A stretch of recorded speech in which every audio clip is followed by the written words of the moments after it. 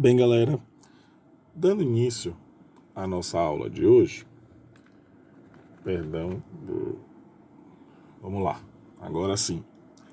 Dando início à nossa aula de hoje, vamos falar sobre colisões mecânicas.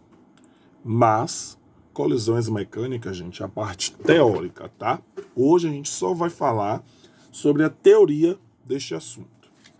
Então, vou pedir para vocês que já vão acompanhando, copiando os apontamentos, a parte introdutória, para deixar no caderno de vocês, pois isso é um assunto para prova. A parte teórica, gente, ela pode cair uma questão no nosso teste de quarta-feira. A primeira avaliação de física vai ser na quarta-feira pelo Zoom. Então, possa ser sim que caia uma questão teórica deste assunto. Demais coisas do assunto vai cair na nossa prova final da quarta unidade. Certo? Vamos dando continuidade, então. Vamos começar. Colisão é um evento em que dois ou mais corpos exercem forças um sobre o outro por um tempo relativamente curto. Embora a palavra colisão seja mais comumente utilizada nos casos em que há um grande impacto entre dois objetos, o uso científico do termo colisão não se limita apenas à magnitude da força, né? Então, assim, em uma colisão entre dois corpos, as forças são trocadas internamente, né, durante essa colisão. E elas são superiores totalmente aos módulos de forças externas. Isso se existirem, tá? Então, dessa forma, a gente diz que mecanicamente isolado, para todos os tipos de colisões haverá conservação de quantidade de movimento do sistema. Como assim? Comumente a gente vê alguns exemplos de interações físicas que cientistas consideram como sendo colisões. São eles: o choque entre duas bolas de sinuca, o contato dos pés com o chão ao caminhar, o soco de um lutador na face do outro. Além disso, a gente pode dizer o chute de um jogador em uma bola, um professor escrevendo num quadro. Então são vários tipos de choques mecânicos que a gente vê durante o nosso dia a dia. As fases de uma colisão são a fase da aproximação entre os dois corpos, quando eles estão indo em direção a se encontrar, que aí vai acontecer a segunda fase, que é a fase da interação ou deformação, que é quando há o choque, quando há a colisão, e a fase de afastamento ou restituição, que é quando eles se separam após a colisão. Pode haver a possibilidade deles ficarem juntos após a colisão? Pode. Comumente falando, eles se afastam. Aí no exemplo a gente pode ver isso aqui, ó. Antes, né, os dois corpos indo se encontrar, né, indo haver a colisão, que é a velocidade de A e a velocidade de B, que são diferentes, tá, gente? Não quer dizer que a velocidade seja a mesma, pode acontecer? Pode. Mas não é um padrão dizer que a velocidade é a mesma. Aí há a colisão, A e B se chocou, né? E depois dessa colisão, houve a separação, onde o objeto A vai com uma velocidade diferente e o objeto B vai com uma velocidade diferente da que ele veio também. Então, a velocidade antes da colisão é VA e VB. Depois da colisão é VA' e VB'. Isso é crucial para o cálculo, tá, gente? Mas vocês não precisam se preocupar com o cálculo agora. Mas é crucial para vocês saberem por conta da fórmula.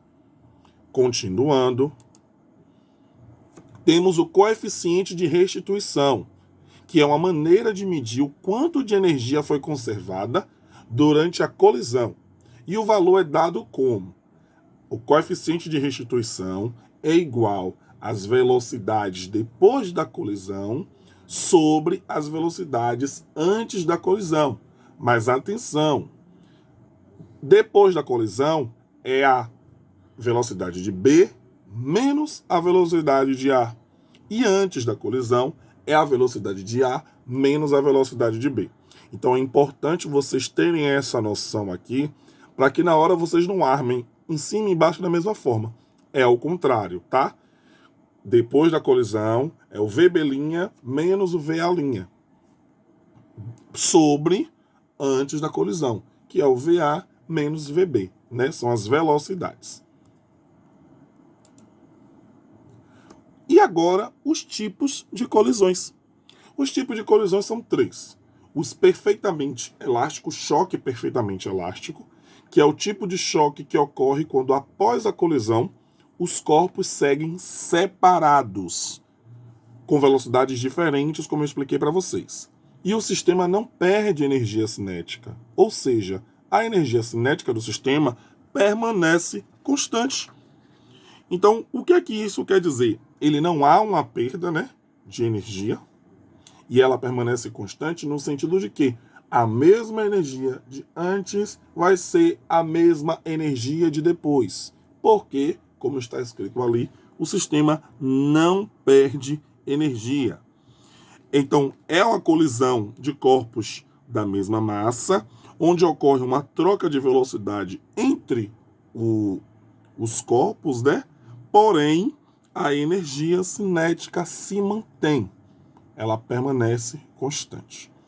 A segunda, que é o choque parcialmente elástico, é o tipo de choque que ocorre quando, após a colisão, os corpos seguem separados, com velocidades diferentes, tendo um sistema de perda de energia, ou seja, a energia cinética do sistema diminui. Então, quando vocês forem lá fazer o cálculo, que vocês vão ver se a energia cinética se manteve constante, é a mesma, o choque é perfeitamente elástico. Se a energia cinética diminuiu, o choque é parcialmente elástico. Professor, como é que eu vou saber isso? Com aquela fórmula de coeficiente de restituição, aplicando os valores, e vocês vão chegar a um resultado final.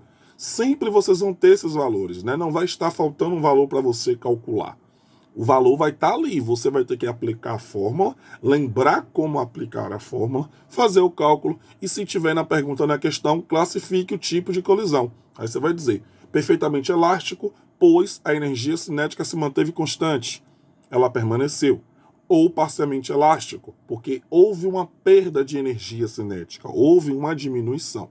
Ou então, o terceiro tipo de colisão, que é o choque perfeitamente inelástico. É o tipo de choque que ocorre quando, após a colisão, os corpos seguem juntos com a mesma velocidade. Então, lembra quando eu disse para vocês que pode haver o caso de, quando houver a colisão, os corpos permanecerem juntos? Pois bem, esse tipo de choque chama-se perfeitamente inelástico. Ou seja, a energia cinética do sistema diminui, porém, parte da energia cinética inicial do sistema é transformada em outras formas de energia. Professor, que outras formas de energia? Não nos interessa isso, certo? Isso não nos interessa. As outras formas de energia pode ser energia mecânica, pode ser energia cinética ou pode ser a própria energia de restituição. Mas isso não importa para vocês. O que importa para vocês é saber identificar que o choque é inelástico. Como é que eu vou saber isso, professor? Quando, após a colisão, os corpos seguem juntos, eles ficam com a mesma velocidade. Ou seja, se a velocidade de antes e a velocidade termina em zero, porque, na verdade, quando há o choque, que elas continuam no mesmo lugar, a velocidade delas é zero. Porque elas pararam. Elas não seguiram adiante. Então, a partir do momento que elas param juntas, né, a velocidade é zero. Ou seja, é um choque perfeitamente inelástico. Certo, galera? Então, vou pedir para vocês que copiem, né, esses apontamentos, essas questões introdutórias do assunto de colisões. Semana que vem nós temos o nosso teste, onde eu deixei claro para vocês, uma questão teórica de colisões vai cair neste teste, certo? E aí, na próxima aula, depois do teste, a gente continua este assunto, ok? Não tem atividade adicional hoje, certo? Vocês vão se preparar para segunda-feira receberem as revisões para o nosso teste na quarta-feira, ok?